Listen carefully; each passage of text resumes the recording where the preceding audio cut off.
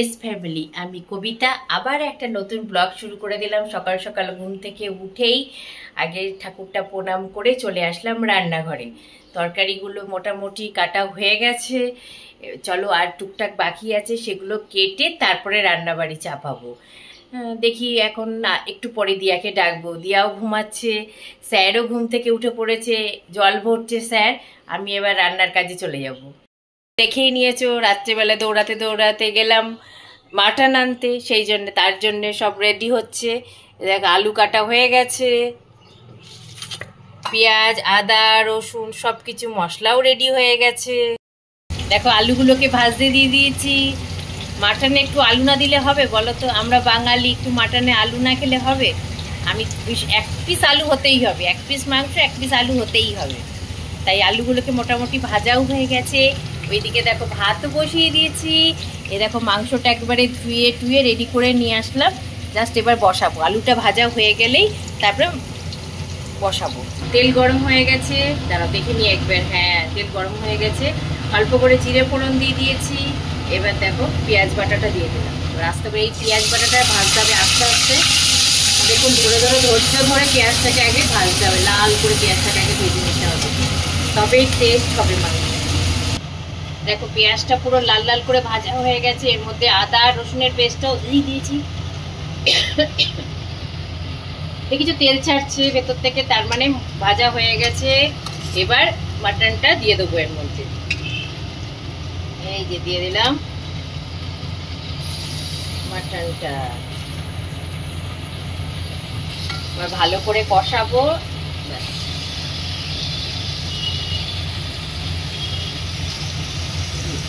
ভালো করে সব আস্তে আস্তে সব দিয়ে দেবো। জিরে বাটা, আদা বাটা, ধনে বাটা। আদা বাটা তো আগেই দিয়ে দিয়েছি, ধনে জিরের গুঁড়ো লঙ্কার গুঁড়ো সব দিয়ে এবার ভালো করে কষালেই হয়ে যাবে। দেখো মোটামুটি দেখছো লাল হয়েছে, কষাতে কষাতে পুরো একদম লাল হয়ে গেছে মাংসটা।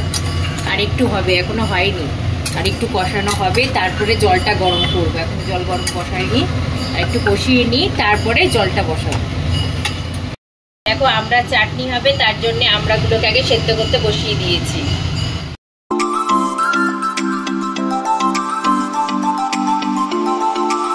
মাংসটা প্রেসারে বসিয়ে দিয়েছি কুক করতে, আর এদিকে আমরা চাটনিটা করে নিয়েছি। আবার শাক আছে, শাকটাকে ধুবো, আগে চাটনিটা করে নিই তারপরে শাক করবো। চাটনিও হয়ে গেছে, এবার লাল শাক করব, সেই জন্য রসুন ফোড়ন দিয়েছি, একটু ভাজা ভাজা করে নিই রসুনটা, তারপরে শাকটা দেবো। এবার শাকটা করে নিই। চাটনি হয়ে গেছে, শাকও মোটামুটি হয়ে গেছে, একটু কষালেই হয়ে যাবে। একদম নরম কচি শাকগুলো আছে, বেশিক্ষণ টাইম লাগবে না। তারপরে আবার টিফিনটা বানাতে যাবো, আজকে টিফিনের স্পেশাল কিছু আছে। রান্নাবাড়ি মোটামুটি কমপ্লিট হয়ে গেছে। এই যে ময়দাটা মেখে রেখে দিয়েছি, এবার লুচি হবে আজকে। এবার টিফিনটা সবারই জন্য লুচিটা করে নিই, তারপর খেতে দেবো সবাইকে।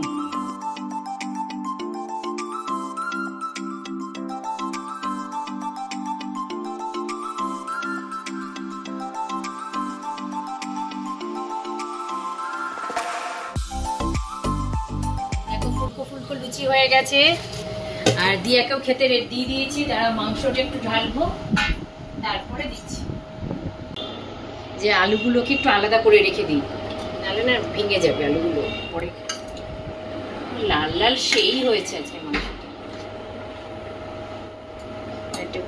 এবারে এটা বাটিতে ঢেলে রাখবো, নাহলে না খেতে অসুবিধা হয় বলে বাটিতে ঢেলে রাখছি।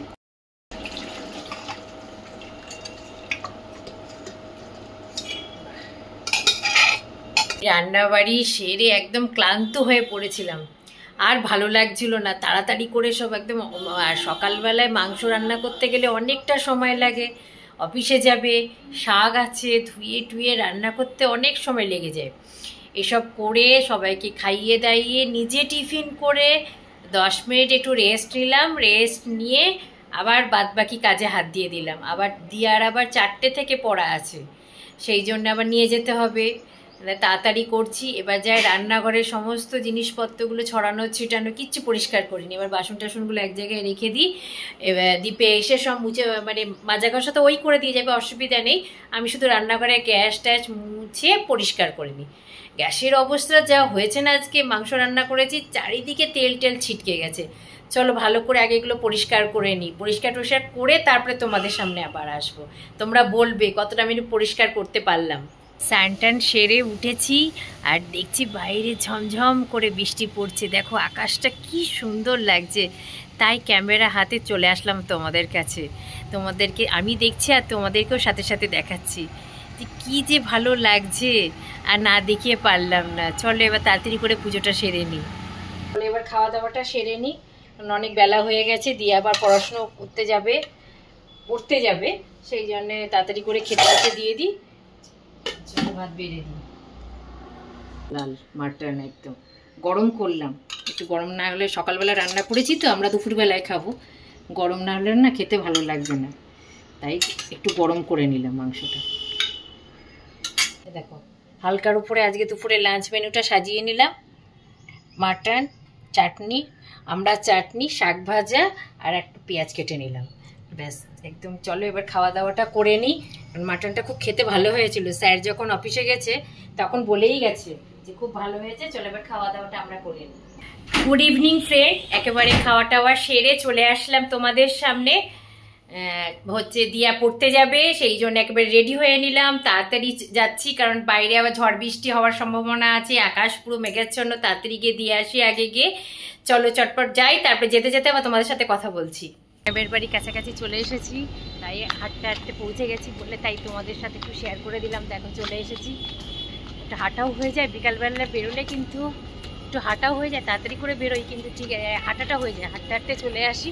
আর অনেকটা ভেতরে তো অনেকটা হাঁটা হয়ে যায়। চলো আগে দিয়ে আসি, টাইমও হয়ে যাচ্ছে, এবার তাড়াতাড়ি করে হেঁটে দিয়ে আসি।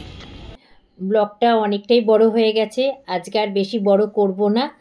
যদি কিছু ভালো লেগে থাকে লাইক কমেন্ট শেয়ার করতে কিন্তু ভুলো না। Please subscribe my channel.